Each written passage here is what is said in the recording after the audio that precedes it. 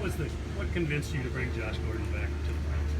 Well, first of all, it wasn't my decision, Pat. Okay, I think you have to understand that's a decision that falls in Sashi and AB and Paul and Hughes. Now, but because of Josh's history, are they going to involve D&I? Yes. And I think Hughes said it well.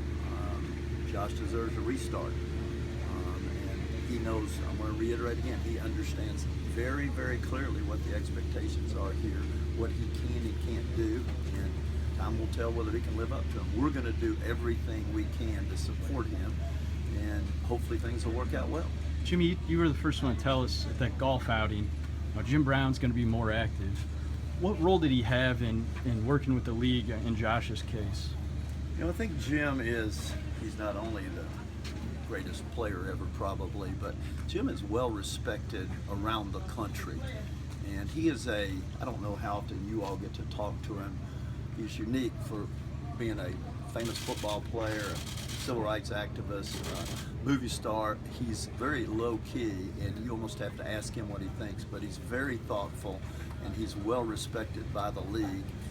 And I think he's had some input. What specifically it was, I don't know, but I know he's well thought of by the leadership in the NFL, and he's certainly an asset to this franchise. Jimmy, what excites you about the presence of Robert Griffin on the roster?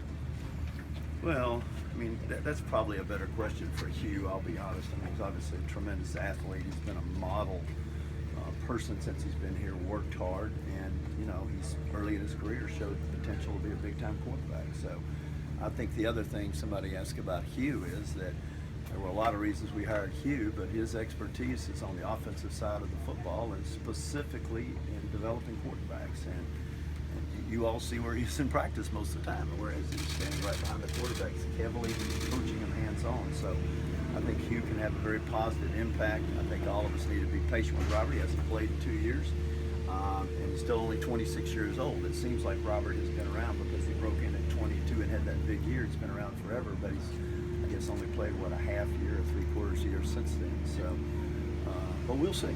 We'll see a little bit more today, right? Jimmy, you've made a lot of changes in the building in the last 6 to 8 months, one of them being obviously the departure of Alex Shiner.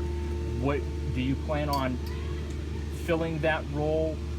Who assumes those responsibilities? What are your plans in regards to maybe the business side of things going forward? Yeah, good question, Darryl. I think you've seen, Dee and I have positioned our businesses in Tennessee where we're here a great deal more, and so the business side will report to the two of us.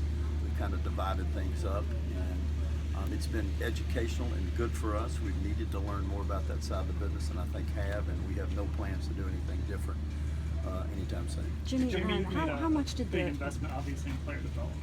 How much was that lacking, and what kind of drove you to, kind of finally make those changes?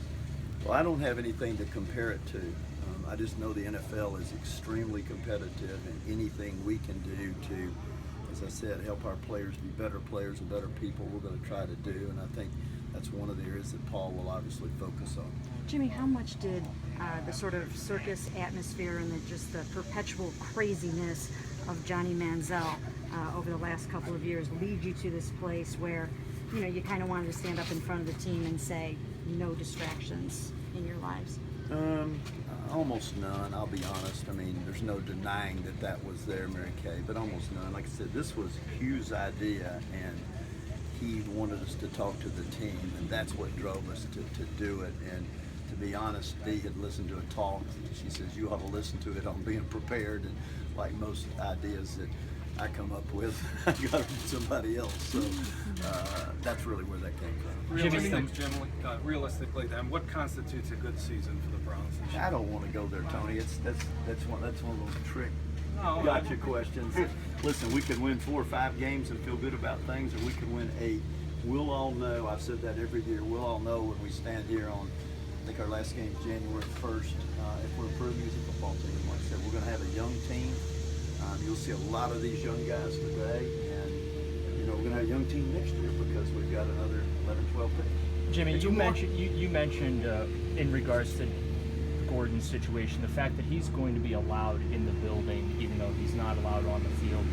As one of 32 owners in this league, is that policy in regards to players that have those difficulties in their lives. Is that something that you as an owner, and not just for Josh, but just for the players, is that something that you would like to see addressed with the commissioner and with the Players Association? Yeah, I would never speak for any of the other 31 owners. That would be inappropriate. I do think, and we have had, as you all know, the commissioner was here on, what was it, June 10th, and I applaud him for coming out and visit the franchises, because that's where all the action happens. And I think he has a great appreciation, and he actually, we talked for 20 or 25 minutes on the phone whenever the decision on Josh came out. I think it was Monday afternoon, and he understands. He met with Josh personally, talked to him for I think an hour and a half, a pretty extended amount of time. He understands the need for structure, and it's certainly, Roger knows how we feel on that we think it's helpful for these young men to be in the building, and we think we can help them as much as anybody, not by being easy on them, but by, listen, there's something to be said for having to be here at 7:30 until 5:30 and eating well, and if nothing else, knowing you're going to work out and be in the team meetings. I don't think any of us would argue. So yes, we'll continue to push for that. Jimmy, you always said you feel pressure to win for the city and the fans. Now that the Cavs have won a title and the Indians are making moves to go to the World Series, has your mindset changed at all, or your approach changed at all? Well, let me say this: we couldn't be happier for the Cavs. Dan Gilbert was over at our house a couple Sundays ago. We couldn't be happier for him and his organization, LeBron. I mean, just an unbelievable performance. And same thing with the Indians. And our hats off to them for the trade they made. You know, those are not easy decisions to make. So we're very happy. I think even more when you see that when the Cavs won on that Sunday night, the first text was from my dad. Before I read it, I had one from you. So I think all of us, when you see the love of sports that the fans, and you all appreciate as much more than I do because you lived here longer, have, it makes us want to win even more for these great fans. Were you at the parade, and what did you think of the crowd? I was not at the parade, and one point, two things impressed me. Obviously, the size of the crowd. I mean, 1.3 million that's just a phenomenal number. But I think equally important, and this has been, I think, underreported, maybe I missed it, is the behavior. I think there were like no arrests, no problems, and I think those two things say a lot about this city and this area. What was the reason for Goodell's visit on June 10th? Just what we said, just to come out. You know, we talked to the commissioner a fair amount, and seen him in Charlotte. What was that, late May? And he said, "I'd like to spend some time with you guys." And I said, "Well, do you want us to come to New York?" And he said, "No, why don't I get Todd Lewicki, and why don't we come visit you?" And so that happened to be a good date to visit, and it was obviously, it was unfortunate, but it was fortunate in a way that it could attend Brian's funeral and memorial service. So that, because Brian had worked in the NFL and obviously had a long-term relationship with Roger, so we're obviously glad that worked out too. Good.